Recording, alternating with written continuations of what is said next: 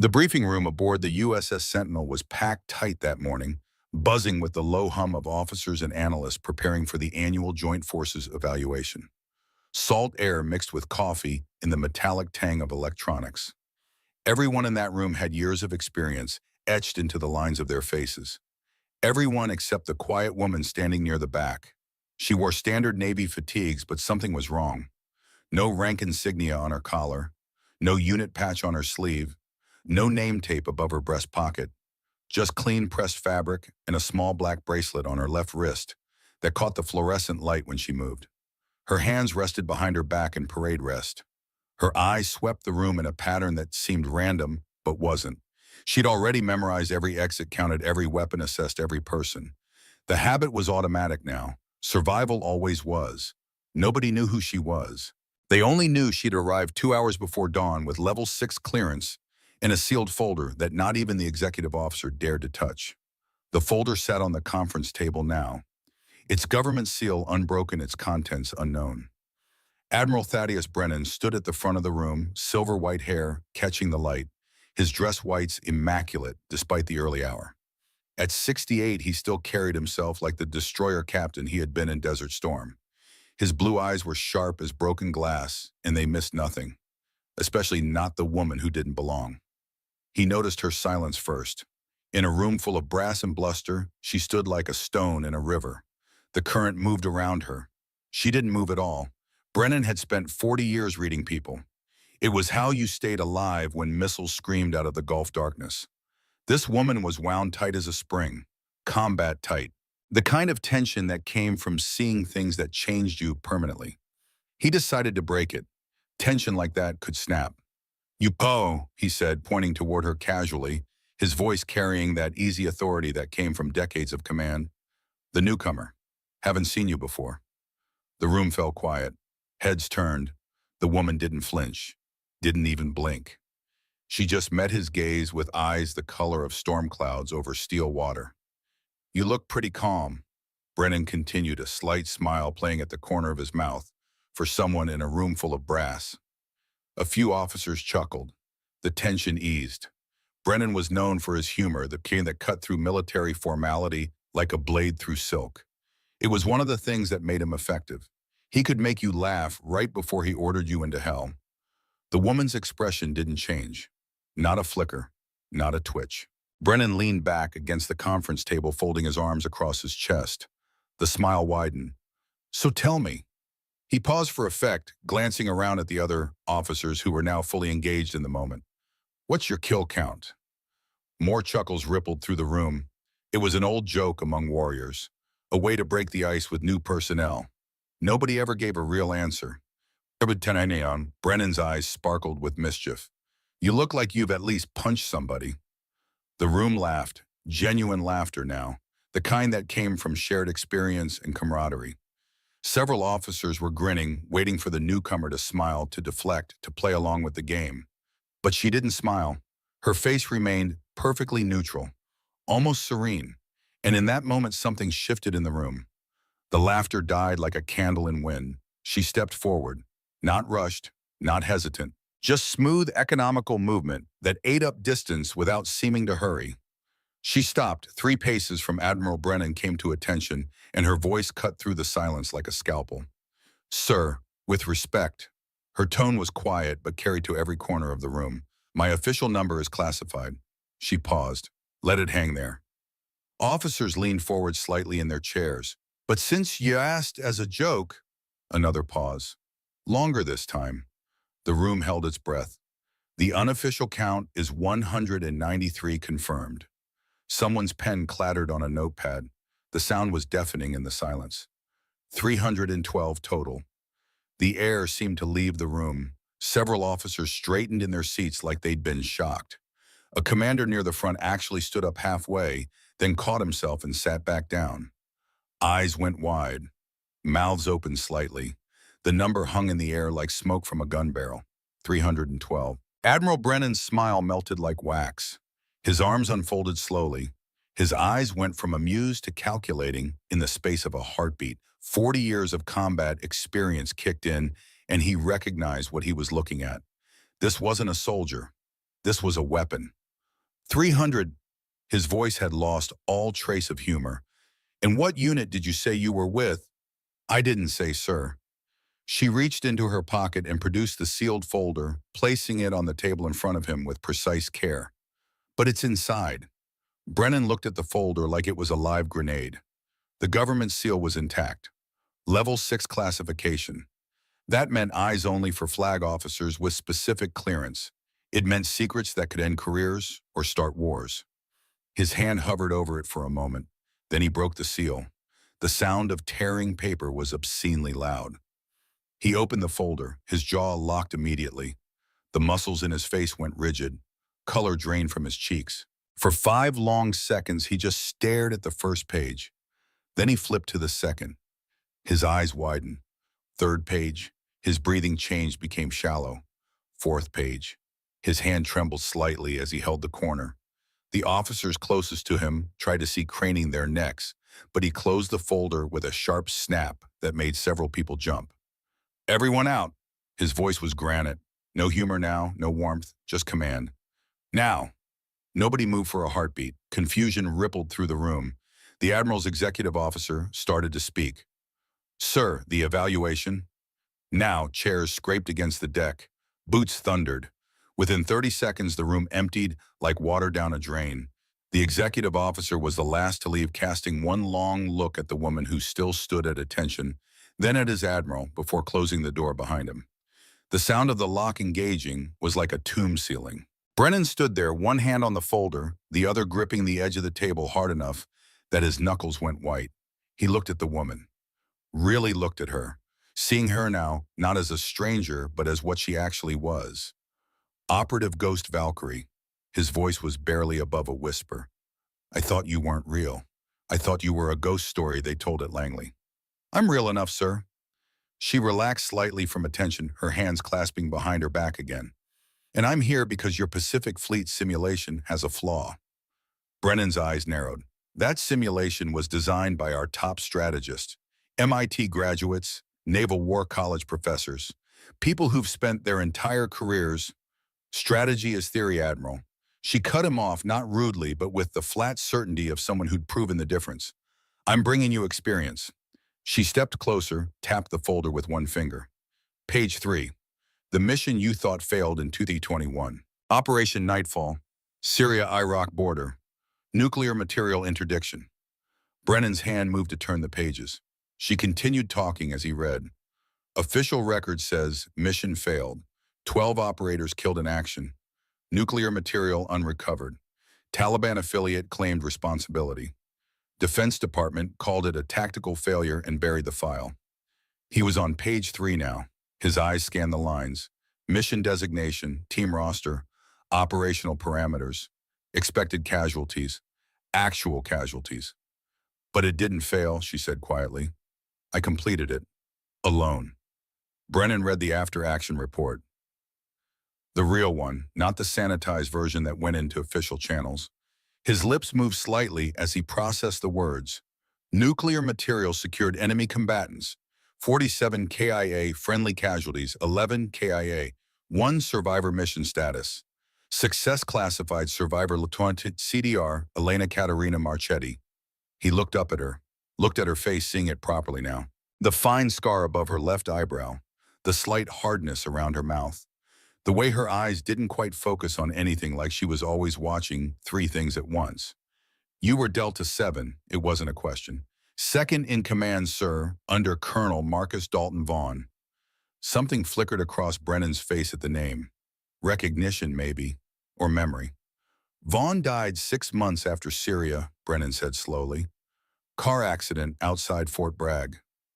I signed the condolence letter myself." Elena Ghost, whoever she was, she just looked at him with those storm cloud eyes. "Did you read page 7, sir?" He flipped pages. Found page 7.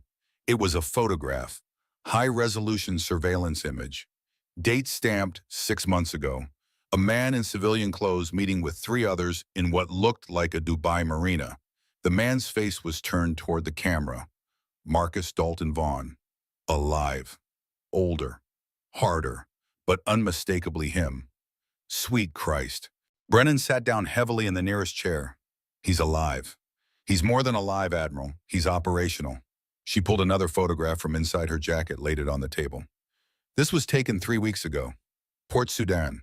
That's Vaughn meeting with a known arms dealer named Qasim al-Rahman.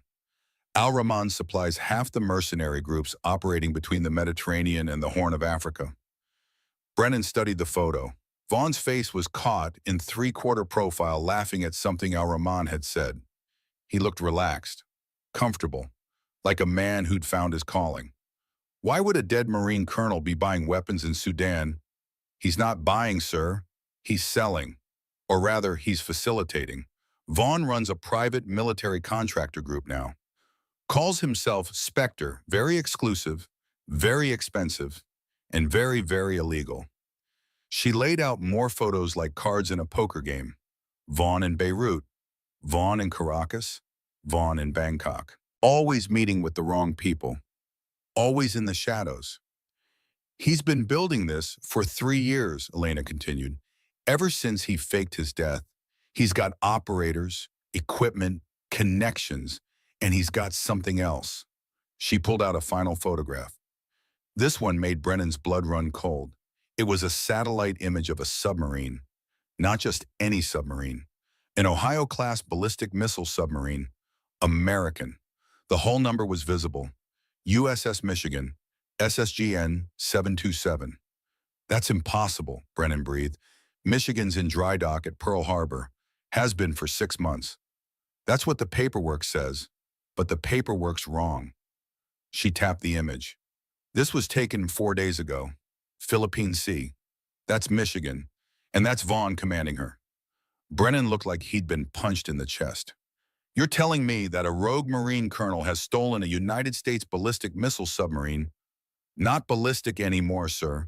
Michigan was converted to a guided missile submarine. Tomahawk cruise missiles. 154 of them, any of which could carry a nuclear warhead if someone had access to the right materials. The implications crashed over Brennan like a wave. The nuclear material from Syria. He didn't abandon the mission, Admiral. He sold it. The ambush that killed my team, that was Vaughn. He set us up, traded our position and our timing to the enemy for access to the nuclear material. He was supposed to make it look like a raid gone wrong, quick, clean, no survivors. Her voice didn't change. Still that same flat, controlled tone. But something flickered behind her eyes. Something dark and old and angry. But there was a survivor. Me. Brennan looked at her with new understanding. He's been hunting you. For 3 years, every time I surface, he finds me. Istanbul, Prague, Sao Paulo, Johannesburg. I've lost count of how many close calls I've had, but I'm still here. And he knows it, knows I'm the only person alive who can prove what he did. She leaned forward, both hands flat on the table. Your Pacific Fleet exercise in 72 hours, he knows about it. He's got the routes, the communications protocols, the response timing, and he's got inside help. Inside help. Brennan's voice was dangerous now. On my ship. On your ship. I don't know who yet, but there's someone feeding him information. That's how he knew I was coming. That's how he knew you'd requested a tactical consultant for the exercise. Brennan stood up slowly. If you're telling me what I think you're telling me, I'm telling you that in 72 hours, Vaughn is going to attack your fleet during the exercise. He's going to use Michigan in at least 3 other submarines. He's got surface assets too. Q-ships, civilian vessels modified with anti-ship missiles. You're going to lose the USS Sentinel. You're going to lose at least 2 escort destroyers. And you're going to lose 947 personnel. The number hung in the air like a death sentence. How do you know the exact number? Because I've seen his planning documents, Admiral. I've been tracking him for 3 years.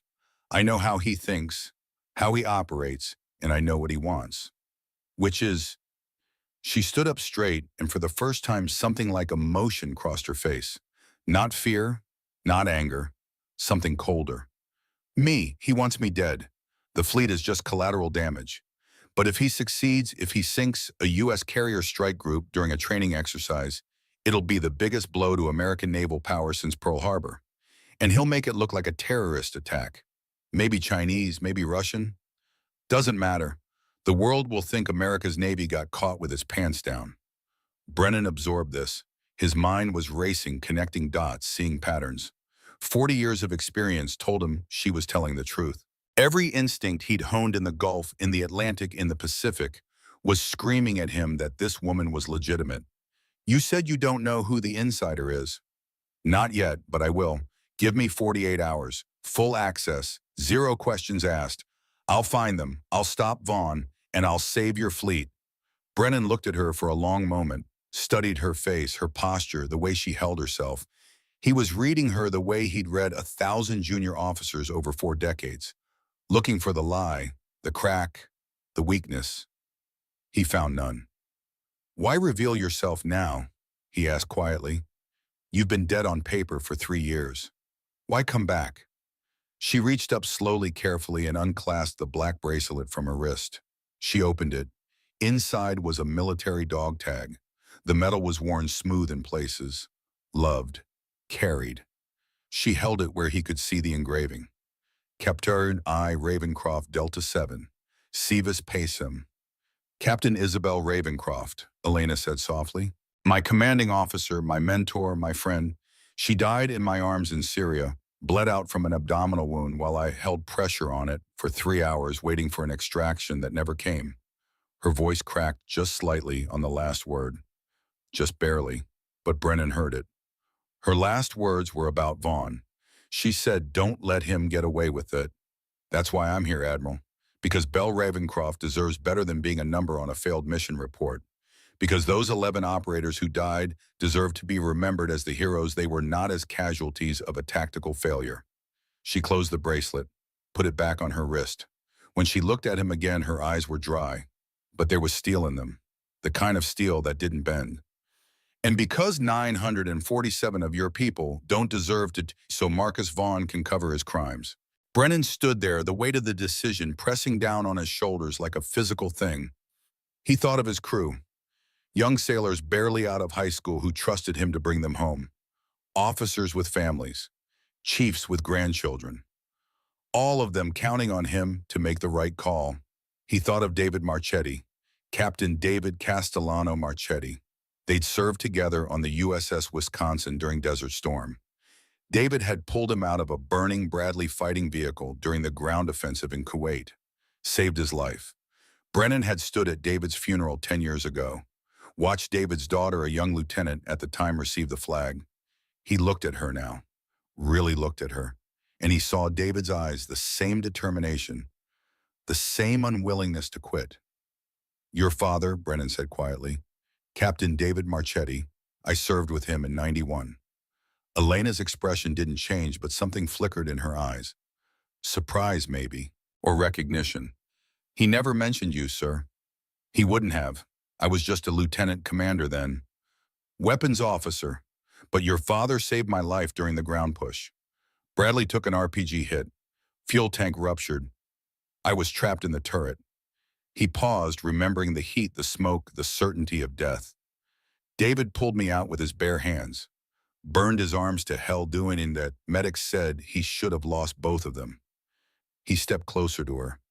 I stood at his funeral, watched you receive that flag. You looked just like him. Same eyes, same set to your jaw when you're angry. He died thinking I'd never amount to anything, Elena said quietly. I was too wild, too reckless. Joined the Navy to prove him wrong. By the time I made lieutenant, he was already sick. By the time I made lieutenant commander and got selected for special operations, he was gone. He knew, Brennan said. I visited him in the hospital 2 weeks before he passed. He talked about you. Said you were the best of him and your mother combined. Said you'd be the first female SEAL if the brass had any sense. Elena's jaw tightened. She looked away for a moment. When she looked back, her eyes were harder. Then let me finish what he started, sir. Let me prove he was right. Brennan reached up and unpinned the stars from his collar. 2 silver stars, the rank he'd earned over 40 years of service. He held them in his palm for a moment, feeling their weight, then set them carefully on the table. Commander Marchetti, as of this moment, you have full operational authority over this vessel and this exercise. 48 hours. You find the insider. You stop Vaughn. You save my fleet. He paused. But when this is over, you testify. Official record. Captain Ravencroft and those 11 operators get their names cleared. They get their honors, and you come back to us. The Navy needs people like you. Elena came to attention, her hands snapped up in a perfect salute. Yes, sir. I won't let you down. Brennan returned the salute. I know you won't. Your father never did either. He walked to the door, then paused with his hand on the handle. One more thing, the joke I made about your kill count. Yes, sir. I'm sorry, I had no idea who you were, what you've done, what you've sacrificed. Elena's expression softened just slightly, almost imperceptibly. No apology necessary, Admiral. You asked as a joke. I answered with the truth. That's how this started. That's fitting. Brennan nodded slowly. Then he opened the door and stepped out into the corridor where 24 officers waited confused and concerned. He looked at his executive officer. Commander Sullivan, pass the word to all department heads. We have a tactical consultant joining this for the exercise. She has my full authority. Anyone who questions her answers to me personally. Clear? Crystal, sir. And her name? Brennan glanced back through the still open door. Elena stood by the table already spreading out maps and tactical charts, her mind clearly racing through scenarios and probabilities.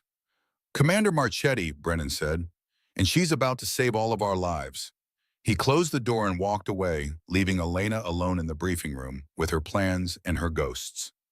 Inside, Elena worked in silence. She spread out the maps of the Pacific Fleet exercise area, marked the choke points, calculated firing solutions, estimated response times. Every movement was precise, economical, the product of 3 years living in the shadows. Her fingers brushed against Belle Ravencroft's dog tag through the fabric of her bracelet. She'd carried it for 3 years. Through Istanbul and Prague, São Paulo and Johannesburg. Every close call, every firefight, every moment when she'd thought about giving up. The tag was warm from her skin. She closed her eyes for just a moment, let herself remember. Belle Ravencroft had been everything a commanding officer should be. Strong without being cruel, demanding without being unreasonable. She'd seen potential in Elena when others saw recklessness, shaped that raw aggression into something useful, something deadly. You're a weapon, Marchetti, Belle had said once during training. But weapons don't think. Warriors do. You want to survive in this world, you need to be both. Elena had learned to think 3 moves ahead, learned to read terrain and enemy patterns, learned to kill efficiently and without hesitation when necessary. And she'd learned something else too. She'd learned that some things were worth dying for. Belle had proven that in Syria. When Vaughn ordered the retreat, Belle had stayed with the wounded, stayed with the mission, stayed because that's what leaders did. And Elena had stayed too, because Belle had taught her that you never leave anyone behind. The memory of those final hours was burned into her mind like a brand. The dark facility, the sound of gunfire echoing off concrete, the smell of cordite and blood, Belle's voice growing weaker as the life leaked out of her.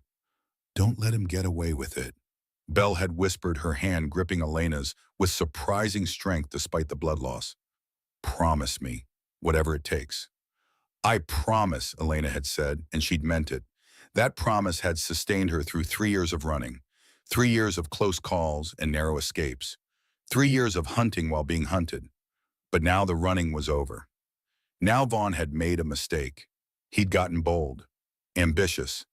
He'd acquired a submarine and assembled a strike force, and he was going to use them, which meant Elena finally had a chance to keep her promise. She studied the maps with fresh intensity. Vaughn would use the exercise timeline against them, would position his submarines along the expected route, would wait until the fleet was strung out, vulnerable, focused on the simulated threat rather than a real one. It was a good plan, a plan that would work if nobody knew it was coming. But Elena knew, and that changed everything. She began marking positions on the map, enemy probable locations, firing solutions, response times, counter tactics. Her mind worked through the scenarios with machine-like efficiency. This was what she'd been trained for, what Belle had prepared her for. You're a weapon, Marchetti, but weapons don't think. Warriors do. Elena smiled grimly. Belle had been right. Vaughn was thinking like a weapon. Brutal, direct, overwhelming force. But Elena was thinking like a warrior. And warriors won by being smarter, not stronger. The door opened.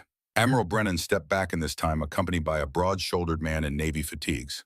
The man had the build and bearing of someone who'd spent 20 years doing things the Navy didn't officially acknowledge. "Commander Marchetti," Brennan said, "this is Lieutenant Commander Silas Thornwell, SEAL Team 6. He'll be your tactical liaison." Thornwell stepped forward. He was 42, black hair, cropped close to his skull, brown eyes that had seen too much and processed all of it. He looked at Elena with the careful assessment of a professional evaluating another professional. "Ma'am," he said simply. Elena studied him, read his posture, his wariness, his skepticism. She'd seen it before. SEALs didn't trust outsiders, especially outsiders who showed up with Admiral-level clearance and classified folders. "Lieutenant Commander," she acknowledged, "I need a briefing on your team's capabilities, response times, equipment loadouts, combat experience. With respect, ma'am, my team doesn't need a babysitter." There it was, the challenge, testing her, seeing if she'd back down or get defensive. Elena did neither. She just looked at him with those storm cloud eyes and spoke in that same flat, certain tone. "I don't babysit, Commander Thornwell. I operate. And right now, your team is going to help me stop a rogue colonel from sinking this fleet and killing 947 American sailors. If you have a problem with that, take it up with Admiral Brennan. Otherwise, brief me on your capabilities in the next 5 minutes, or get out of my way." Silence. Thornwell's eyes narrowed slightly. Then slowly a smile tugged at the corner of his mouth. "Yes, ma'am. Team of 16. Specialized in maritime assault, hostage, rescue, direct action. We can deploy by airship, helicopter, or submarine. Combat load includes HK-476, SIG P226s, breaching charges, and whatever else the situation requires.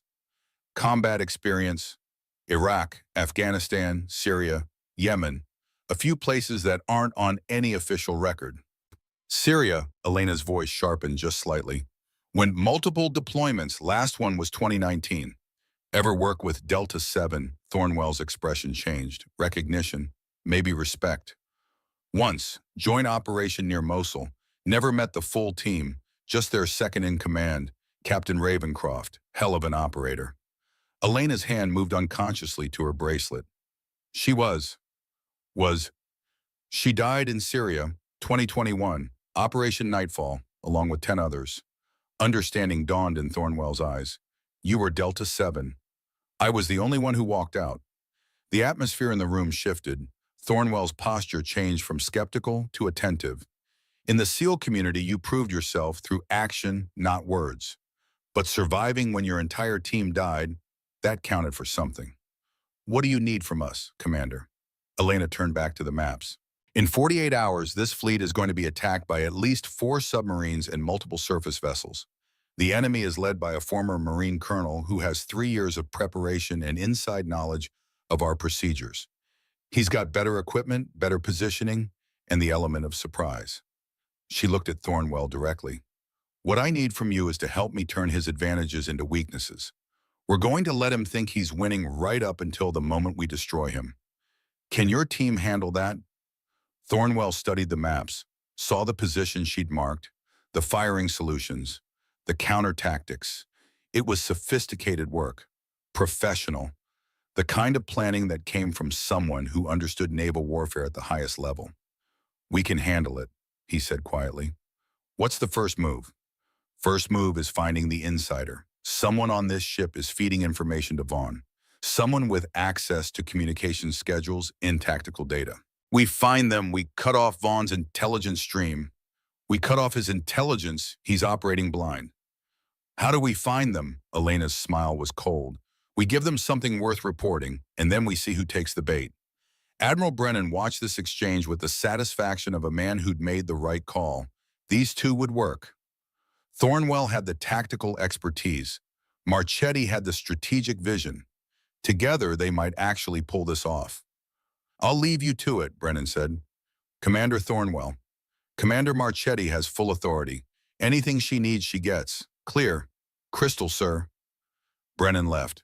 The door closed. Elena and Thornwell stood on opposite sides of the table, the map spread between them like a battlefield. Captain Ravencroft, Thornwell said quietly. She really trained you. Every day for 2 years. She was the best close-quarters combatant I ever saw. Could clear a room faster than anyone. Could shoot 6 targets in 3 seconds with a pistol. Could read terrain like it was a book. I heard stories about her. Thought some of them had to be exaggerated. They weren't. If anything, they undersold it. Elena's voice carried a weight of memory. When she died, I carried her body 12 miles to the extraction point, through enemy territory, in the dark, because that's what she would have done for me. Thornwell nodded slowly, understanding. In the special operations community, that kind of loyalty was everything. The colonel who abandoned your team, Vaughn, that's who's commanding this attack. Yes. Then let's make sure he regrets it. Elena looked at him across the table, saw the determination in his eyes. The same determination Bell had carried. The same determination that had gotten 11 people killed and 1 person forged into something harder than steel. Let's make sure he doesn't survive it, she said quietly. And in that moment, Marcus Dalton Vaughn's fate was sealed. He just didn't know it yet. The war room was smaller than the briefing room, buried 3 decks below the main operations center. No windows, no natural light, just blue-tinged fluorescence and the quiet hum of secure computer terminals. This was where the real work happened, where classified operations were planned, where wars were won before the first shot was fired. Elena stood at the head of the table maps and satellite imagery spread before her like a hand of cards. She'd changed into tactical fatigues, her hair pulled back in a tight bun that revealed the scar above her left eyebrow. The black bracelet remained on her wrist, Bell's dog tag warm against her skin. Thornwell had assembled his team. 16 SEALs, all of them veterans of more operations than they'd ever be allowed to discuss. They watched her with varying degrees of curiosity and skepticism. She was an outsider. Worse, she was an outsider with Admiral-level authority who'd appeared out of nowhere. She understood their wariness. Respected it even. Trust had to be earned, not demanded. Gentlemen, she began, her voice carrying that same flat certainty they'd come to recognize. In 48 hours, this fleet will come under attack. The enemy force consists of at least 4 submarines, multiple surface vessels disguised as civilian craft, and an Ohio-class submarine that was reported in dry dock but is actually operational and hostile. She pulled up a satellite image on the main screen. The Philippine Sea dated 4 days earlier. The distinctive hull of USS Michigan was clearly visible. The commander of this operation is Colonel Marcus Dalton Vaughn, formerly United States Marine Corps, currently believed dead, but very much alive. He has 3 years of preparation, inside knowledge of our communications protocols, and at least 1 person feeding him information from this vessel. The room went cold. SEALs exchanged glances. An insider was the worst kind of threat. Cancer from within. Your job is to help me find that person before they can warn Vaughn that we're onto him. My job is to make sure that when Vaughn makes his move, we're ready to shove it down his throat. She changed the image to a tactical map of the exercise area. The planned route takes us through the Luzon Strait. Narrow water, multiple choke points, perfect ambush territory. Vaughn will position his submarines here, here, and here. She marked 3 locations. Surface vessels will approach from the west, hidden among legitimate commercial traffic. Michigan will hold back, ready to exploit any breakthrough. A senior chief raised his hand. Ma'am, with respect, how do you know his positioning? Because I know how he thinks. I served under him for 2 years.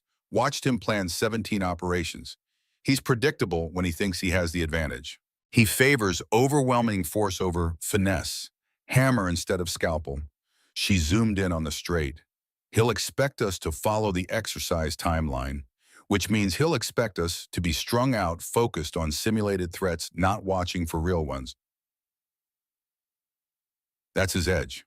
What's our counter? Elena's smile was cold. When we changed the timeline, compressed the formation, put our anti-submarine assets forward instead of in the standard screen, and we make him think we're doing exactly what he expects right up until the moment we spring the trap. Thornwell leaned forward. You want to use the fleet as bait. The fleet is already bait. Vaughn thinks we don't know he's coming. That's his mistake. We're going to let him commit to the attack, then crush him when he's most vulnerable. Another SEAL spoke up. And the insider? That's where it gets interesting. Elena pulled up a personnel roster. There are 347 people aboard this vessel with access to tactical communications. We need to narrow that down to a manageable number. She highlighted several names. These 17 have the clearance and access necessary to provide Vaughn with the information he'd need. Communications officers, intelligence analysts, operations, specialists. All of them have been aboard less than 6 months. All of them transferred from different commands. So we watch all 17? No. We feed them information, different information to different groups. See which version makes it to Vaughn. Thornwell nodded slowly. Canary trap. Exactly. We leak 3 different versions of the modified timeline. Each version goes to a different subset of personnel. Whichever version Vaughn acts on tells us who's feeding him. It was elegant, simple, effective. The kind of counterintelligence tradecraft that spoke to years of experience in the shadows. When do we start? Elena checked her watch. 6 hours ago, Admiral Brennan is already implementing the first phase. By tonight, our insider will have something to report. By tomorrow morning, we'll know who they are. She looked around the room. Questions? A younger SEAL, maybe 25, raised his hand. Ma'am, if you don't mind me asking, the kill count you mentioned, 312. That real? The room went quiet. Every eye was on her. This was the real test, not tactical competence, not strategic vision, but authenticity. Warriors could smell bullshit from a mile away. Elena's expression didn't change. 193 confirmed kills over 6 years of special operations. 312 total when you include probable kills where bodies couldn't be confirmed due to operational security. 47 of those happened in one night in Syria, 2021, when my team was ambushed and I was the only survivor. She said it without pride or shame. Just fact, the same way you'd report the weather. The young SEAL nodded slowly, satisfied. Around the room, postures relaxed slightly. She'd passed the test. Thornwell stood. All right, you heard the lady. We got work to do. Chief Martinez, I want you on signals intelligence. Monitor all communications from the 17 suspects. Peterson Diaz, you're on physical surveillance. I want eyes on these people 24/7. The rest of you prep for maritime assault. If we're going after Michigan, we're going to need to board her. The team dispersed efficiently, each SEAL moving with purpose. Within 2 minutes, the room had cleared except for Elena and Thornwell. They buy it, Elena asked. They buy it. You know your shit. That's all that matters to them. And you buy it. Thornwell was quiet for a moment. I served with Belle Ravencroft. Not long, just one operation, but long enough to know she was the real deal. She talked about you once, said you were rough around the edges but had more raw talent than anyone she'd ever trained. Elena's jaw tightened slightly. She said that her exact words were, Marchetti's going to be better than me someday, if she doesn't get herself killed first. He paused. Looks like she was half right. Elena turned back to the maps, but her hand moved unconsciously to the bracelet. She was better than me, better than anyone. What happened in Syria shouldn't have happened. She should have walked out. Not me. Survivor's guilt is natural, but it's also useless. Thornwell's voice was matter-of-fact. She made a choice, refused the retreat order, held position with the wounded because that's what leaders do. You made a choice too, went back for her, held the position, completed the objective. That's what warriors do. You're both right. You're both heroes. Don't diminish her sacrifice by wishing you died instead. Elena looked at him, really looked at him, saw the same shadows in his eyes that she carried in hers. The weight of friends lost, missions gone wrong, the price of survival. How many have you lost? Enough. He didn't elaborate, didn't need to. But I'm still here, still fighting, because that's what they'd want. That's what Belle would want for you too. Before Elena could respond, the door opened. A young lieutenant stepped in, tablet in hand. His face was pale. Commander Marchetti, we've got a problem. Elena's instincts kicked in immediately. What kind of problem? Signal intercept from 7th Fleet Communications just flagged an unauthorized transmission from this vessel. Encrypted. Burst transmission. Went out 20 minutes ago. What were the contents? Still working on decryption, but the metadata shows it went to a server in Manila, the same server that's been flagged as a potential node in Vaughn's communication network. Elena and Thornwell exchanged glances. 20 minutes ago, right after the briefing. Who sent it? The lieutenant consulted his tablet. That's the problem. It was routed through 3 different terminals. We can't pin down the origin point without more time. How much time? 4 to 6 hours for full trace analysis. Elena thought fast. Which of the 17 suspects had access to those 3 terminals? The lieutenant worked his tablet. Cross-referencing now, got it. 5 names: Lieutenant Declan Ravencroft, Intelligence; Lieutenant Commander Sarah Park, Communications; Ensign Michael Torres, Operations; Chief Petty Officer James Wilson, Signals; and Commander Robert Sullivan, Executive Officer. Thornwell's expression darkened. Sullivan. The XO. He has access to everything I ain't waiting, the lieutenant confirmed. Elena stared at the names. Something nagged at her, something familiar. Pull up Ravencroft's file. The lieutenant worked quickly. Declan Ravencroft's personnel file appeared on screen. 29 years old, Naval Academy graduate, intelligence specialist, 3 years active duty, currently assigned to USS Sentinel as assistant intelligence officer. Elena scanned the biographical data. Place of birth, education, previous assignments.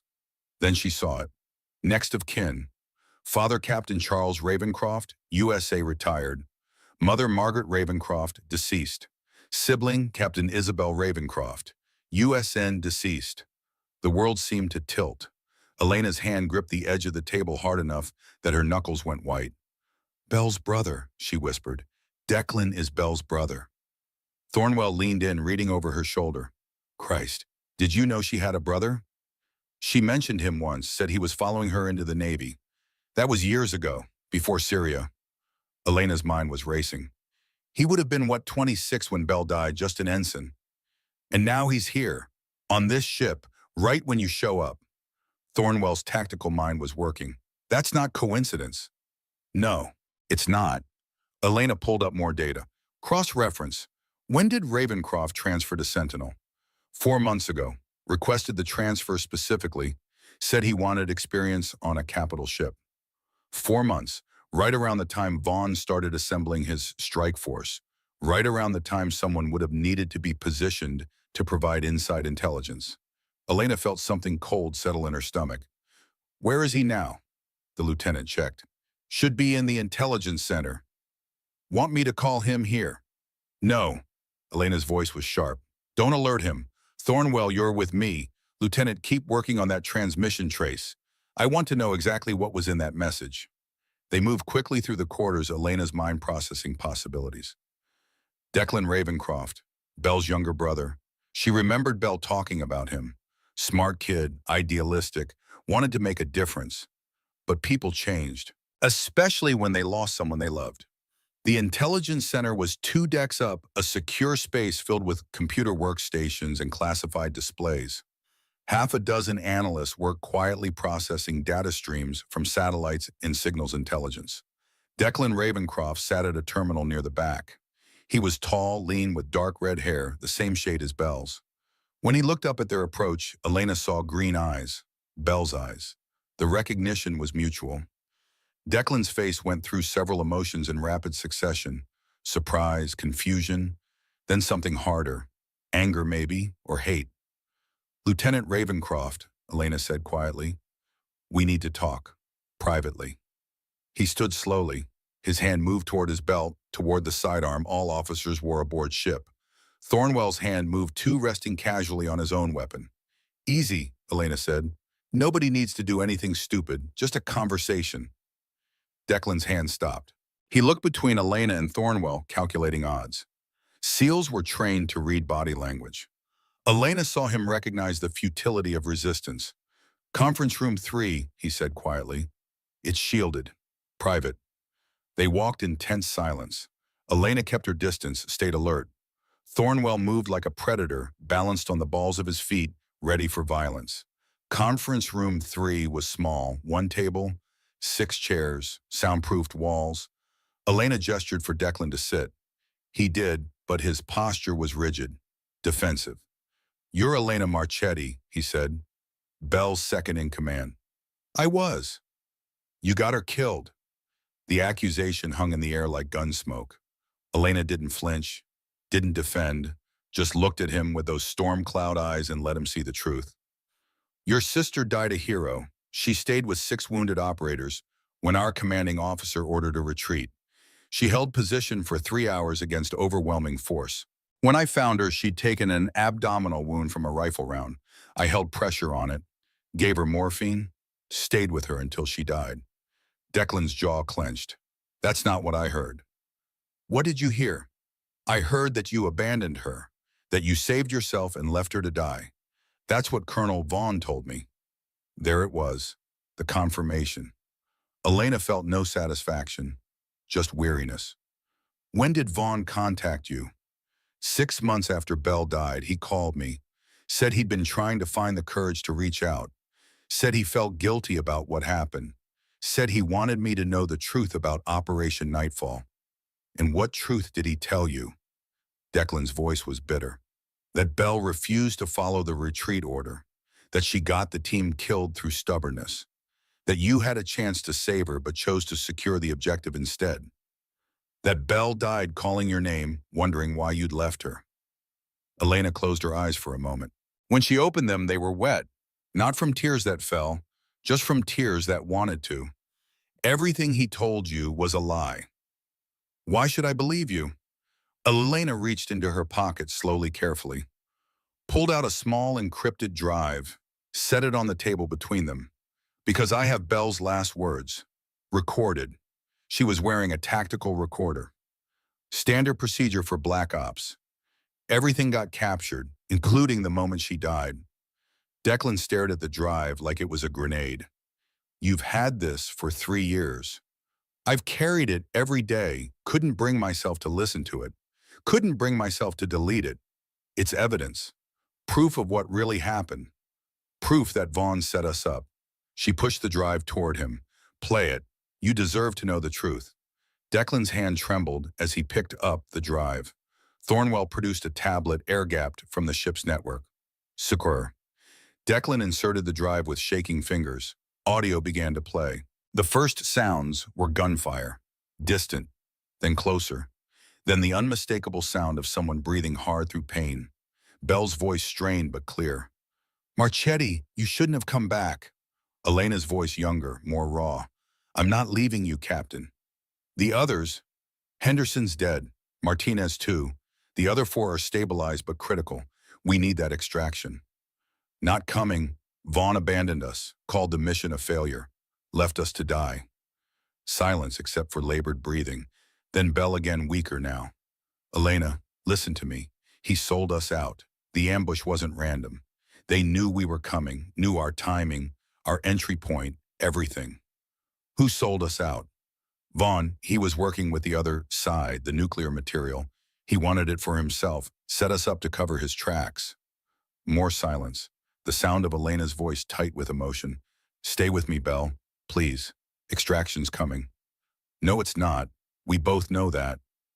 A wet rattling sound. Blood in the lungs. "Promise me something. Anything. Don't let him get away with it. Find proof. Make them see the truth. Clear our names." Her breathing was shallower now, fading. "And Elena, tell Declan. Tell him I'm sorry I won't be there. Tell him to be better than me, better than all of us." "I will, I promise. You're going to do great things, kid. Don't let this break you. Use it. Be the weapon Bell made you." A long pause. Then the sound of someone crying. Not sobbing, just quiet tears. And Bell's voice, one last time, barely a whisper. "Proud of you. Always." Then nothing. Just static. The recorder had continued running for another 6 hours, capturing the sounds of Elena fighting. 47 enemies. One by one, hour after hour, until there was silence. Declan sat frozen. His face was wet. His hands gripped the edge of the table so hard his fingers were white. "She said my name," he whispered. "She thought of me." "She loved you," Elena said quietly. "Everything she did, every mission, every risk, it was to make the world safer for people like you." Declan looked up at her. His eyes were Belle's eyes, green and fierce and full of pain. Vaughn told me you abandoned her. He said. He said she died alone. She didn't die alone. I held her hand. I closed her eyes.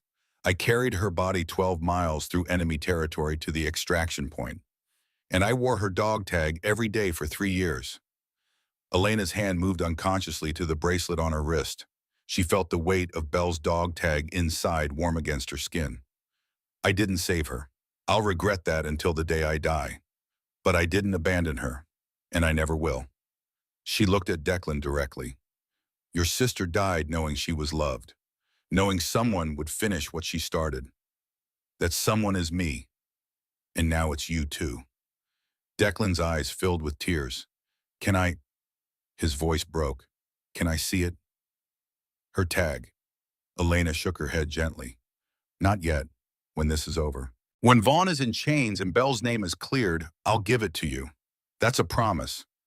Vaughn lied to me about everything. Yes, he recruited me 6 months ago, said he had proof that the Navy covered up what really happened, said he was gathering evidence, that he needed inside help, someone who could access classified communications. The transmission 20 minutes ago. That was you. Yes, I told him about you, about the briefing, about the changed timeline. His voice broke. I'm so sorry. I thought I was helping Belle, getting justice for her. Elena leaned forward. Declan, look at me. He did, saw no judgment in her eyes, just understanding. Your sister would forbid you, she'd understand. You were manipulated by someone who's very good at it. But now you know the truth. Now you have a choice. What choice? Help me stop him. Help me finish what Belle started. Or I arrest you right now for treason, and you spend the rest of your life in Leavenworth wondering if you could have made a difference. Thornwell stepped forward. For what it's worth, kid, I'd take option 1. The lady's offering you a chance to honor your sister. That's more than most traitors get. Declan looked between them, then down at the P tag. Belle's dog tag. Evidence of love and loss and sacrifice. What do you need me to do? Elena felt something unclench in her chest, not quite relief, but close. First, you tell me exactly what you sent in that transmission. I told Vaughn about the modified timeline, that you'd move the exercise up by 12 hours, that the fleet would be in the strait at 0400 instead of 1600, which means he'll adjust his positioning, move his submarines forward, compress his own timeline. Elena's mind was already calculating. That's good. That's actually good. Well, how is that good? Because now we know when he'll attack 0400, which gives us 12 hours to prepare. She looked at Thornwell. Can your team be ready? We stay ready. Just tell us where to point. Elena turned back to Declan. You're going to send another transmission. Tell Vaughn the timeline's changed again. Back to the original, 1600. Make it sound urgent, like you had to scramble to get him the updated information. He'll wonder why the change. Tell him I got suspicious, that Admiral Brennan pushed back on the modification, that there was an argument and I lost. Make it believable. Declan nodded slowly, and when he adjusts back to 1600, he won't be able to, not completely. He's got 4 submarines to coordinate, surface vessels, Michigan's position, changing plans takes time, communication. He'll try to adjust, but he won't be able to do it cleanly. He'll be off balance, uncertain. That's when we hit him. It was elegant, brutal, the kind of plan that turned an enemy's strength into weakness. Vaughn thought he had inside information, thought he was operating from knowledge, but Elena was feeding him false intelligence through his own source. Classic counterintelligence. What about Michigan? Thornwell asked. An Ohio-class submarine is a serious problem. Even if we stop the other boats, Michigan can do massive damage. Michigan's our primary target. I want her intact if possible. That means boarding action. Boarding a submarine underway is nearly impossible. Nearly impossible is what SEALs do. Elena pulled up a new schematic. Michigan will hold back from the main attack. Vaughn's cautious. He'll want to see how the first wave goes before committing his main asset. That gives us a window, maybe 20 minutes, maybe less. But enough.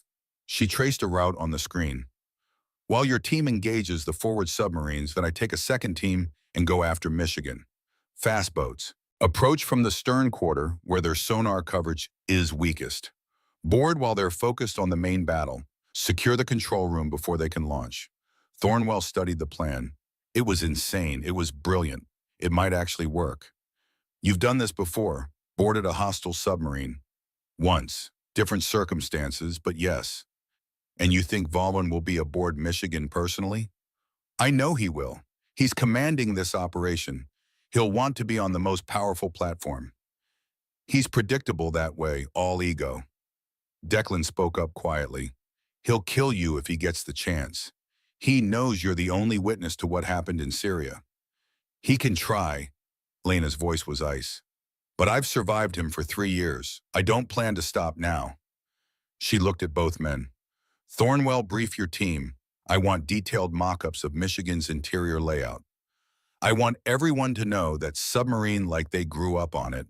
Declan, send that transmission. Make it convincing. Then stay in your normal routine. If Vaughn has any other sources aboard, we don't want them getting suspicious. Both men nodded. They understood their roles, their responsibilities. As they moved to leave, Declan stopped, turned back to Elena. Commander Marchetti, thank you for staying with her, for not letting her die alone. Elena's expression softened just slightly. She was the best of us. Everything I am, she made me. I owed her that much. Will you tell me, after this is over, will you tell me more about her, about who she really was? I'll tell you everything, every story, every mission, every joke she told, and every lesson she taught. You deserve to know your sister the way I knew her. Declan's eyes glistened. She talked about you, you know, in her letters. Said you were the best raw talent she'd ever seen. Said you'd either be the greatest operator in the world or get yourself killed trying. Elena smiled, sad and distant. Looks like she was half right about that too. After they left, Elena stood alone in the conference room. She touched the bracelet on her wrist, felt Belle's dog tag warm against her skin. I found him, Belle, she whispered to the empty room. Your brother. He's a good kid. Misguided but good. You'd be proud of him. She closed her eyes, remembering Belle's face. The way she smiled when a plan came together. The way she moved through a room like she owned it. The way she looked at Elena with something like pride when Elena finally mastered a difficult technique. We're going to finish this. Vaughn's going to pay for what he did, and your name's going to be cleared. You're going to be remembered as the hero you were. The room didn't answer, but Elena felt something settle in her chest, a sense of rightness, purpose. She'd carried Belle's memory for 3 years. Tomorrow she'd honor it. Tomorrow Marcus Dalton Vaughn would learn what happens when you betray the best of the best. Tomorrow Ghost Valkyrie would keep her promise. The darkness before dawn was absolute. No moon, no stars, just the endless black of the Pacific stretching in every direction like a void that could swallow the world. The USS Sentinel cut through the water at 20 knots, her escort destroyers arrayed around her in a defensive screen that looked textbook perfect. But appearances were deceiving. Elena stood on the bridge next to Admiral Brennan, her eyes scanning the tactical displays with the intensity of someone who knew death was coming. The clock read 03:45, 15 minutes until Vaughn's expected attack window. 15 minutes until 3 years of running and planning and surviving came to a head. All stations report ready, Brennan said quietly. His voice was steady, but Elena could see the tension in his shoulders, the way his fingers drummed once against the rail before he forced them to stillness. He'd commanded ships through the Gulf War, through counter-piracy operations off Somalia, through a dozen crises that never made the news. But this was different. This was personal. SEAL teams are positioned. Thornwell's voice crackled through the secure channel. First squad on the port side ribs, second squad starboard. We're ready to deploy on your signal. Elena keyed her own mic. Lieutenant Ravencroft's status on that transmission. Declan's voice came back immediately. Sent at 0300 as ordered to Commander. Told Vaughn the timeline was back to 1600. Made it sound panicked, like I was risking everything to get him the information. Any response? Negative, radio silence from his end. That was expected. Vaughn was too professional to acknowledge receipt of intelligence from a compromised source, but he'd received it. Elena was certain of that. And he'd tried to adjust his plan. The question was how much he'd managed to adjust. Sonar contact. The call came from the Combat Information Center below. Bearing 270, range 8,000 yards, classification submarine, probable Kilo class diesel electric. Elena felt her pulse quicken. First contact. Put it on screen. The tactical display updated, showing a red icon appearing to the west. As they watched, two more appeared. One to the north, one to the south. 3 submarines, Brennan said, forming a kill box around the strait. 4, Elena corrected. She pointed to a sector that showed empty water. There's another one there, has to be. Vaughn likes symmetry. He'll have the 4th one holding back as a reserve. As if summoned by her words, a 4th contact appeared exactly where she'd indicated. Brennan looked at her with something like awe. You really do know how he thinks. I served under him for 2 years. Watched him plan 17 operations. He's good, but he's predictable. She studied the display. These are just the screening force. The real threat is still out there. Michigan. Michigan. She'll be deeper, farther out, waiting to see how the first wave develops before committing. Elena zoomed out the display, looking at the broader tactical picture. There, 15,000 yards to the west, deep water, perfect position for a command and control platform. I don't see anything on that bearing. You won't, not yet. Ohio-class submarines are the quietest boats in the world.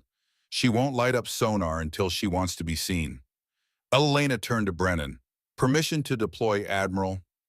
Brennan held her gaze for a long moment. In that moment, she saw him making calculations, weighing risks, evaluating her. Then he nodded slowly. Permission granted. Bring my people home, Commander. Elena saluted. Yes, sir. Then she was moving, heading down to the main deck where Thornwell and his team waited. The night air hit her like a physical thing. Cold, salt-laced, filled with the smell of the ocean and diesel fuel and the peculiar tension that came before combat. The SEALs were already in their boats, 2 rigid-hull, inflatable boats loaded with gear and weapons, dark shapes against darker water. Thornwell stood by the lead boat, his face painted with camouflage, his HK-416 hanging against his chest. He looked like violence waiting to happen. Change of plans, Elena said. I'm taking 2nd Squad to go after Michigan. You take 1st Squad and handle the screening submarines. You're going after an Ohio-class submarine with 8 SEALs. 7, I need one to stay behind. She turned. Petty Officer Martinez, you're staying with the fleet. Someone needs to coordinate communications. Martinez looked disappointed but nodded. Yes, ma'am. Commander with Thornwell said carefully, taking on Michigan with 7 people is suicide. No, it's calculated risk. We're not trying to take the whole boat, just the control room. Get Vaughn, Sonyan, force a surrender or scuttle. Either way, we take Michigan out of the fight. And if it goes wrong, Elena's smile was cold, then you finish the job. Stop the other submarines, save the fleet, don't worry about me. Thornwell wanted to argue, she could see it in his eyes, but he was also a professional who understood operational necessity. Sometimes the mission required sacrifice. Don't die out there, he said finally. Belle would kill me if I let her protege get wasted on a stupid boarding action. Belle would understand this is what she trained me for. Elena climbed into the 2nd boat. The remaining 6 SEALs shifted to make room. All teams move out. Stay dark, stay quiet, and remember we don't start the party until they do. The boats dropped into the water with barely a splash. Twin engines purred to life, muffled by sound-dampening technology that made them almost impossible to hear beyond 50 yards. They split up immediately. Thornwell's boat heading north toward the screening submarines. Elena's boat heading west toward where Michigan lurked in the deep water. The ocean at night was a different world. Sound carried strangely. Distance became impossible to judge. Elena's eyes adjusted to the darkness, picking out the subtle differences between water and sky, between shadow and substance. The boat skipped across the waves at 30 knots, eating up distance. She checked her gear for the 3rd time. HK-416 with suppressor. Sig Sauer P320 on her hip. 4 magazines for each. Breaching charges. Flashbangs. Combat knife. the bracelet on her wrist with Bell's dog tag inside. 5 minutes to intercept point, the coxswain said quietly. Elena keyed her radio. Sentinel Ghost Actual. We're approaching Michigan's probable position. Going dark for final approach. Copy Ghost Actual. Brennan's voice came back. Godspeed. The radio went silent. Elena looked at the 6 SEALs with her. All of them were veterans. All of them knew the odds. None of them looked worried. Listen up, she said quietly. We're about to board the most powerful submarine in the world. It's commanded by a man who's betrayed everything he swore to protect. A man who killed 11 of my teammates 3 years ago. A man who will absolutely kill all of us if we give him the chance. She let that sink in. But we're not going to give him that chance. We're going to hit that boat fast and hard and professional. We're going to secure the control room. We're going to capture or kill Colonel Marcus Vaughn, and we're going to do it in under 5 minutes because that's all the time we'll have before his crew realizes what's happening. She looked each of them in the eye. This is not a glory mission. This is not about heroics. This is about stopping a terrorist attack on American forces, about honoring the people who died because of one man's greed and cowardice, about making sure that man never hurts anyone again. The SEALs nodded. They understood. 2 minutes, the coxswain said. Then, like a whale surfacing from the abyss, USS Michigan appeared in the darkness ahead. Her sail broke the surface, first water streaming off the black metal. Then her deck. She was running on the surface, engines idling, positioned perfectly to observe the coming battle. There, Elena breathed. Throttle back, silent approach. The boat's engine dropped to a whisper. They glided across the water like a ghost, closing the distance meter by meter. 100 yards, 50, 25. No alarm, no reaction. Michigan's crew was focused on their sensors, watching the fleet in the distance, waiting for Vaughn's order to attack. They never saw the SEALs coming. Elena's boat bumped against Michigan's hull with barely a sound. Magnetic grapples deployed, locking them in place. The SEALs moved with practiced efficiency. Up the side of the hull, across the deck, toward the forward hatch that would give them access to the control room. Elena was third in line, her weapon up, her breathing controlled. They reached the hatch. The SEAL in front tested it gently. Unlocked. Of course it was. Who would expect a boarding action on the open ocean? Who would think anyone was crazy enough to try? The hatch swung open silently on well-oiled hinges, ladder leading down into red-lit darkness. The smell of recycled air and machinery oil wafted up. First SEAL descended, then second, then Elena, moving quickly but quietly, down one ladder, down another. The submarine's interior was cramped and maze-like, but Elena had studied the schematics until she could navigate them blind. They passed crew quarters. Empty. Everyone was at their stations. Good. Fewer complications. Voices ahead, someone laughing, the casual sound of people who thought they were safe. The corridor opened into the control room. 20 feet long, 10 feet wide, packed with consoles and screens and the subdued glow of tactical displays. A dozen crew members at their stations, and standing in the center, hands behind his back, studying a tactical plot, was Marcus Dalton Vaughn. He looked older than Elena remembered. His hair was more gray than brown now. His face harder, like something inside him had calcified into stone. But his posture was the same. Arrogant, certain. The bearing of a man who'd never doubted himself. Elena raised her weapon. The 6 SEALs spread out, covering every angle. In 2 seconds, they had complete tactical superiority. Nobody move! Elena's voice cut through the control room like a blade. Hands where I can see them out! Chaos erupted. Crew members spun in their chairs. Hands went up.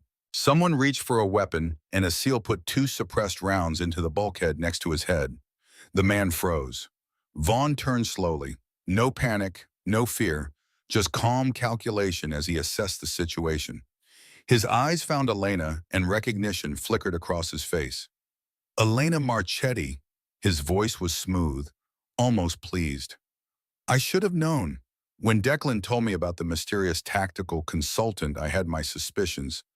But I thought, no, Elena's too smart to surface. Too careful. Hands up, Colonel, slowly. Vaughn raised his hands, but his expression remained calm, almost amused. You're pointing a gun at me. On my submarine, surrounded by my crew. Do you really think this ends well for you? I think it ends with you in chains. Or dead. I'm flexible. Are you doing? Vaughn smiled.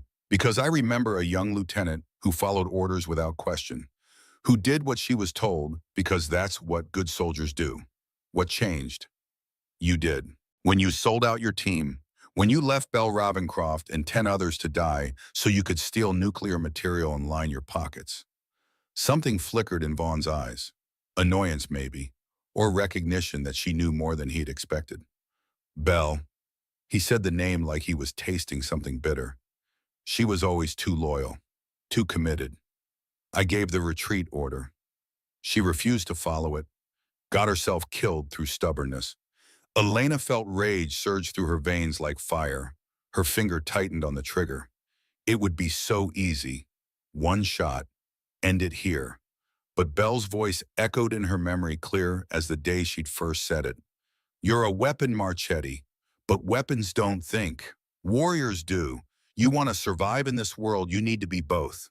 She forced her finger to relax, forced herself to breathe. You're lying. I have the recording. Belle's last words. She knew you set us up, knew you were working with the enemy. That's why you left her behind, because she figured it out. Vaughn's smile faded. So you have a recording. So what? Who's going to believe it? I'm officially dead. My records are sealed. And you're a ghost who doesn't exist. Your testimony is worthless. Maybe, but Admiral Brennan believes me. And right now, he's broadcasting your coordinates to every ship in the Pacific Fleet. In about 3 minutes, you're going to have 5 destroyers and a carrier bearing down on this position. You can surrender now or you can try to fight. Either way, you lose. For the first time, uncertainty crossed Vaughn's face. He glanced at the tactical display, saw the fleet's position, saw the vector that would bring them here. You changed the timeline, he said slowly. Declan told me 1600, but you came at 0400 anyway. I fed Declan false information. He fed it to you. You tried to adjust your plan but couldn't do it cleanly. Now your submarines are out of position, your timing is wrong, and your command platform is compromised. And it took a step forward. It's over, Marcus. You lost. Vaughn's jaw clenched. She could see him thinking, calculating, looking for the angle that would let him escape. Then his eyes shifted to something behind her. Just for a fraction of a second. Elena spun. Too late. The crew member she'd thought was complying was moving. Drawing a pistol from inside his jacket, Elena's weapon came up, but one of the SEALs was in her line of fire. 2 shots, impossibly loud in the confined space. The SEAL next to her jerked and went down. Blood on the bulkhead. The crew member swung his weapon toward Elena. She fired twice. Center mass. The man dropped. But the damage was done. The control room erupted into chaos. Crew members dove for cover. Someone hit an alarm. Klaxons shrieked. Red lights flashed. Secure the crew, Elena shouted. The SEALs moved immediately, weapons up, forcing the crew members to the deck. But Vaughn was moving too. He lunged for a console. His hand came down on a button. A heavy door started sliding closed, sealing off the control room from the forward compartments. Elena realized what he was doing. Stop him! She fired. The round sparked off the console next to Vaughn's hand. He jerked back but kept moving, heading for the rear hatch, the one that led to the missile room. Elena went after him, through the closing door with inches to spare, into the corridor beyond. Vaughn was 20 feet ahead running. She raised her weapon, but couldn't get a clean shot in the narrow passage. They emerged into the missile room, 2 rows of vertical launch tubes, each one capable of hurling a Tomahawk cruise missile 500 miles. In the center between the tubes was a control panel. Vaughn reached it first. His hands flew across the keys. Elena saw the displays light up.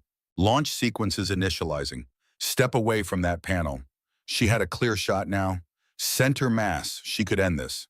Vaughn looked at her over his shoulder. You won't shoot. You need me alive. Need me to testify. Need me to clear Belle's name. I can clear her name with the evidence I have. You're just insurance. Maybe. But I'm also the only one who can stop this. He gestured to the displays. I've initiated a launch sequence. 16 missiles. Target coordinates Pearl Harbor Naval Base. They launch in 90 seconds. The only way to stop it is with my command codes. Elena felt ice in her veins. You're bluffing. Am I? Vaughn smiled. You know me, Elena. You served under me. Have I ever bluffed? She stared at the displays, launch sequences progressing. 75 seconds. 74. Give me the codes. Give me safe passage. Guarantee I won't be prosecuted. Get me out of here alive and I'll stop the launch. You killed 11 people, betrayed your country, stole a nuclear submarine. I'm not giving you anything. Then Pearl Harbor burns. 3,000 personnel, maybe more, all because you couldn't make a deal.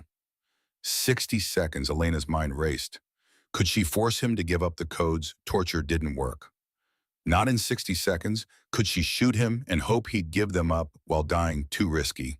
Could she let Pearl Harbor be destroyed? Never. Fine, she said. You get safe passage. You get immunity from prosecution. But you give me the codes now. Vaughn studied her face, looking for the lie, the trick. How do I know you'll keep your word? Because I'm not you. I don't break promises to my people. 45 seconds. Vaughn's fingers hovered over the keyboard. You'll let me walk. I'll let you live. That's more than you deserve. 30 seconds. Vaughn's hand moved toward the keys, then stopped. His smile returned. You know what? I don't think I believe you. Elena's blood ran cold. What? I think you'll say anything to stop this launch. But the moment I give you those codes, you'll put a bullet in my head. So here's what's going to happen. I'm going to walk out of here. I'm going to get on that boat you came in on, and I'm going to disappear. And maybe if I feel generous, I'll transmit the abort codes once I'm clear. 20 seconds. You're insane. No, I'm pragmatic. Belle never understood that. She thought honor mattered. Loyalty mattered. But in the real world, only survival matters. I survived Syria by being smarter than everyone else. I'll survive this the same way. 15 seconds. Elena's weapon was still pointed at his chest. Center mass. Perfect shot. She could end him right now. But 3,000 people would die. 10 seconds. Last chance, Marcus. Give me the codes. Last chance, Elena. Let me walk. 5 seconds. Elena lowered her weapon. Vaughn's smile widened. He turned toward the hatch, and Elena shot him in the leg. The round took him in the back of the thigh. Femoral artery. Vaughn screamed and went down, blood already pooling beneath him. Elena was on him in 2 steps. She grabbed his collar, yanked his face close to hers. You said you'd give the codes. You didn't say when. So here's how this works. You give me those codes right now or I let you bleed out. 3 minutes tops with ephemeral hit. Your choice. Vaughn's face was white with pain and shock. His hands clutched at his leg uselessly. Blood was pumping between his fingers. A lot of blood. You shot me, he gasped. Yes, and you're dying. Codes, now. The display behind them showed 2 seconds. Vaughn's eyes went to the screen. Back to Elena. He saw death in her eyes. Absolute certainty. She would watch him die without blinking. 7, 4, 3, Alpha, 9, Lima, he gasped. Abort code. 743, Alpha 9, Lima. Elena dropped him and lunged for the console. Her fingers flew across the keys, entered the sequence. Hit execute. Launch aborted scrolled across every screen. For 3 seconds, Elena couldn't move, couldn't breathe. The adrenaline that had carried her through the last 5 minutes drained away all at once, leaving her hollow and shaking. 3,000 lives, 3,000 people who would never know how close they'd come to dying, who would wake up tomorrow and drink their coffee and complain about traffic, never knowing that a woman they'd never met had stood between them and oblivion. Belle's voice whispered in her mind one last time. Proud of you. Always. Elena let out a breath she hadn't realized she'd been holding. Then she turned to face the man who tried to murder them all. Behind her, Vaughn was still bleeding, still conscious, still alive, but not for long.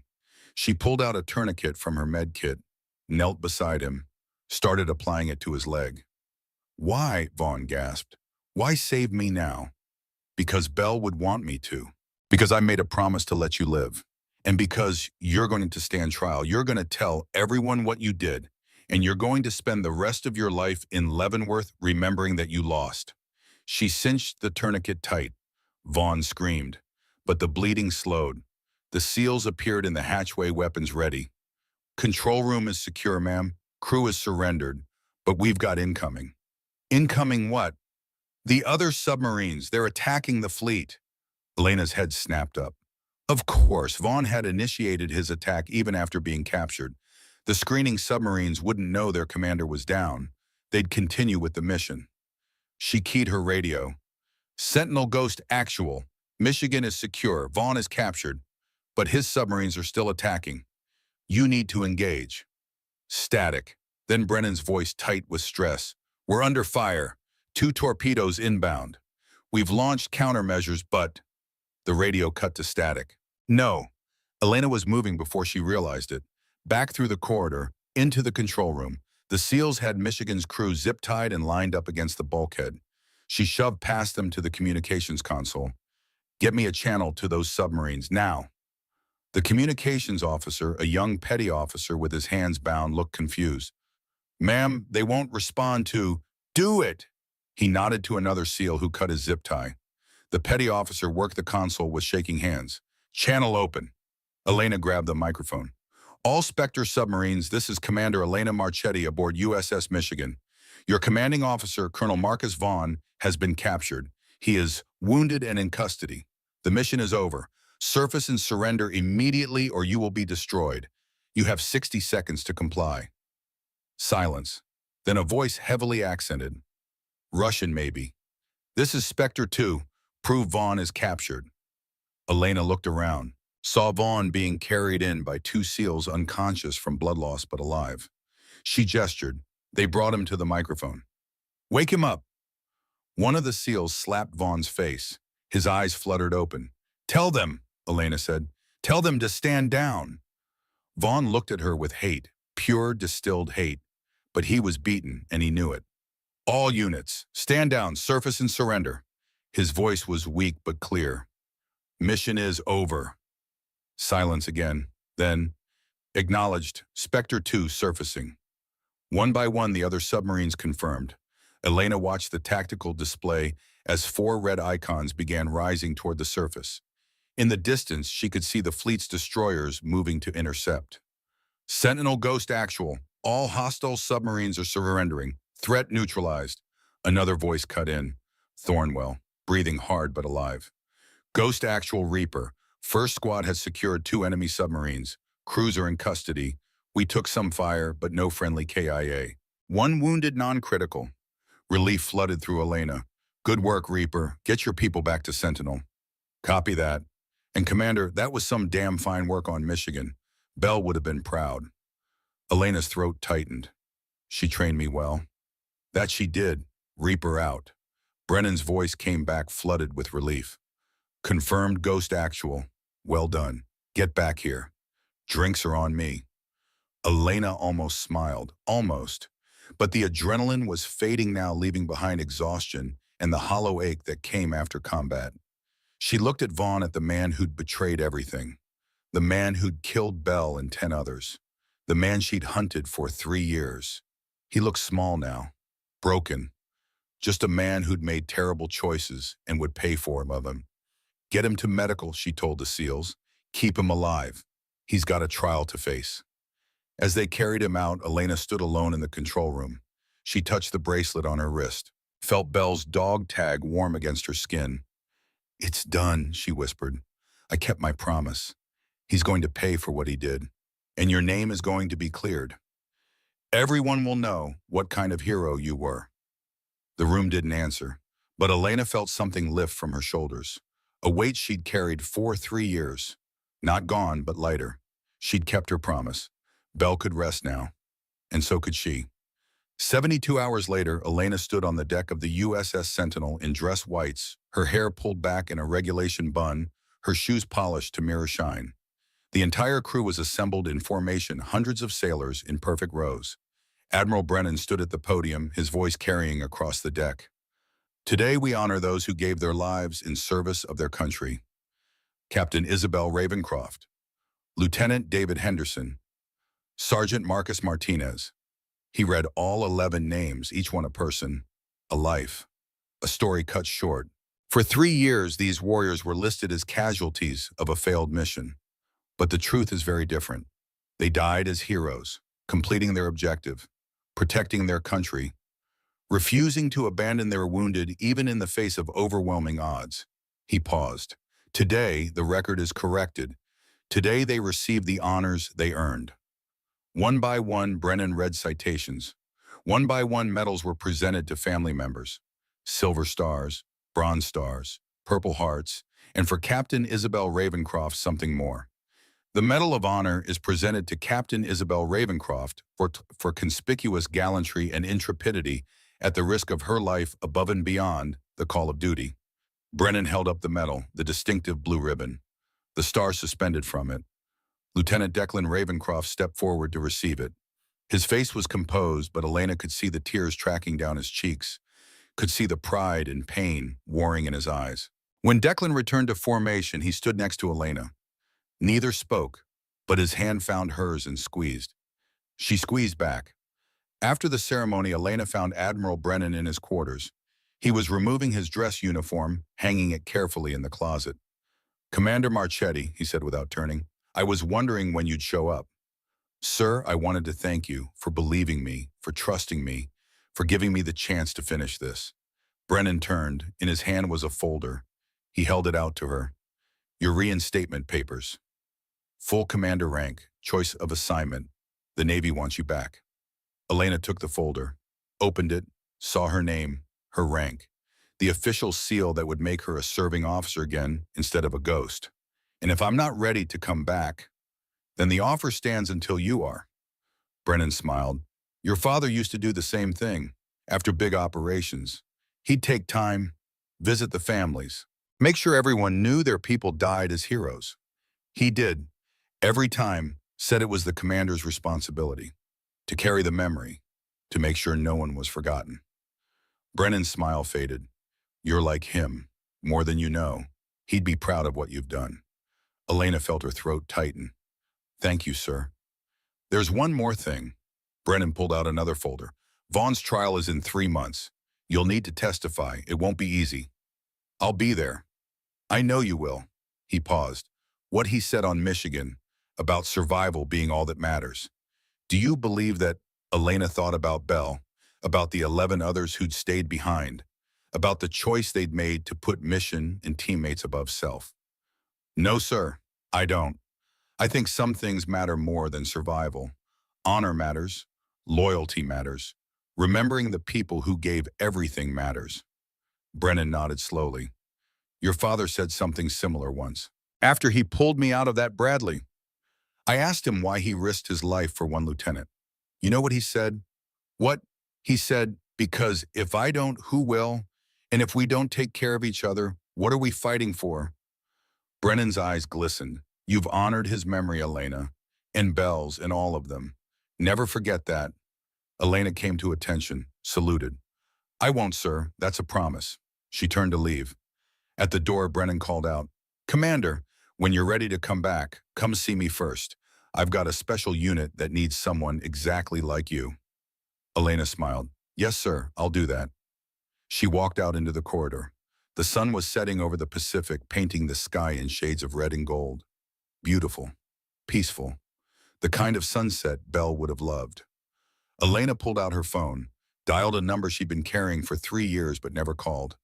It rang twice before a woman answered. "Mrs. Ravencroft, this is Commander Elena Marchetti.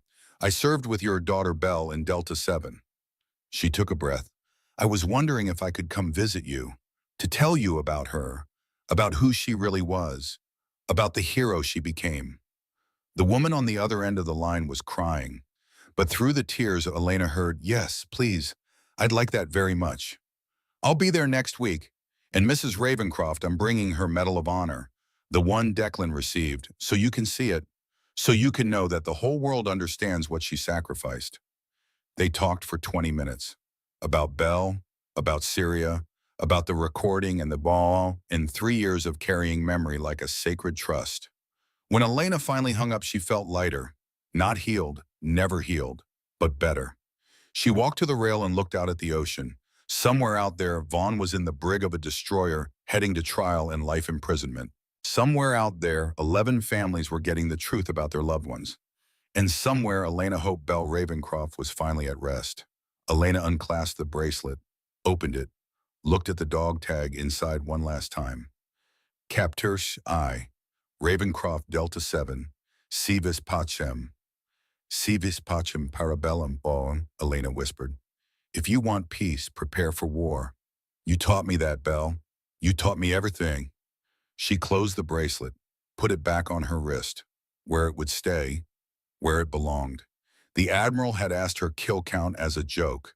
312 she'd answered, and the number had shocked the entire Navy. But what mattered more than the number was the why. Why she fought, why she survived, why she kept going when everything said to quit. The answer was simple.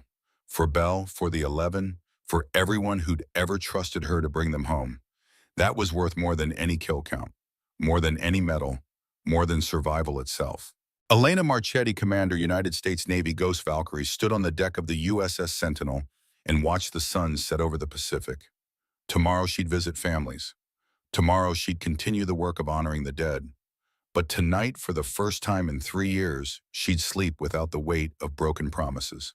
Tonight she'd earned her rest. The ghost could finally stop running. The war was over, and the warriors could come home.